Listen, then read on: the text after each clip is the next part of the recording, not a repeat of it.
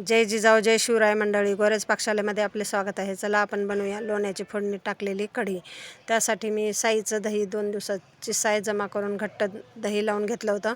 आता एका पातेल्यात ओतून घेतलेलं आहे. त्यात थोडं थोडं पाणी टाकून मी कढीसाठी ताक बनवून घेणार आहे, ताजे फ्रेश.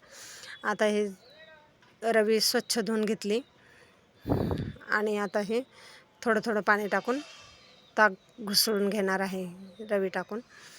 आता हे याच्यावर जमा झालेली लोणी पण काढून घेते, ती फोडणीसाठी यूज करणार आहे. लोणी खूप छान आणि हे फ्रेश ताक कढीसाठी वापरणार आहे. आता हवामान चेंज झालेलं आहे, पावसाळ्याचं वातावरण आहे. कोणाला सर्दी होते, कोणाचा घसा खवखव करतो. त्यासाठी हमखास आमच्या घरी ही कढी बनवली जाते.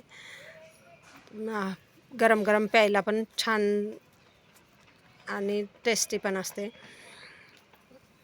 कोणी भाताने कढी खातं, आमच्या घरी सहसा कढी भात खातात. आता हे ताजे फ्रेश लोणी जमा झालेलं आहे पहा. आता तेच लोणी मी फोडणीमध्ये यूज करणार आहे. एक पॅन घेतलेला आहे, गॅसवरती गॅस ऑन करून ठेवला. आता त्यात फोडणी टाकूया ह्या लोण्याची. 1-1.5 चमचा लोणी टाकून घेते. खूप छान आणि चविष्ट आपली कढी होणार आहे मंडळी. हा व्हिडिओ पूर्ण पहा. कोणी तेल यूज करतं, आता मी लोणी वापरलेलं आहे. ह्या लोण्याची फोडणी दिलेलं कढी खूप छान चविष्ट लागते. तुम्ही बटर पण यूज करू शकता लोणी नसेल तर. आता 5-6 पाकळ्या लसणाच्या क्रश करून टाकलेल्या आहेत फोडणीमध्ये. अर्धा चमचा जिरे टाकले, अर्धा चमचा मोहरी टाकली. आता हे पूर्ण तडतडू देते.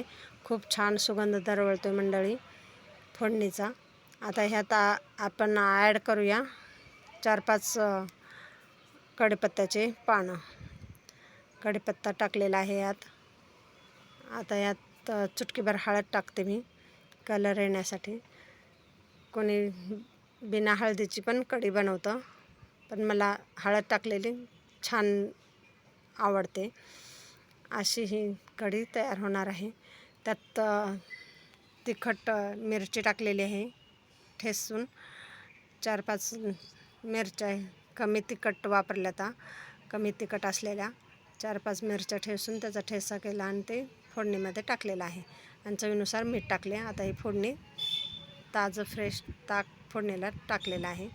खूप छान फोडणी बसलेली आहे. खूप छान सुगंध दरवळतो आहे.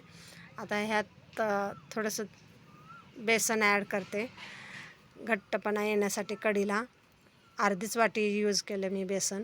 आता पटपट हे हलवून घ्यायचं, नाहीतर गुठळ्या तयार होतात. मग ते गुठळ्या तयार झालेली कढी बरोबर नाही लागणार, म्हणून ह्या गुठळ्या होऊ द्यायच्या नाहीत. एवढी काळजी घ्या मंडळी. खूप छान आणि चविष्ट कढी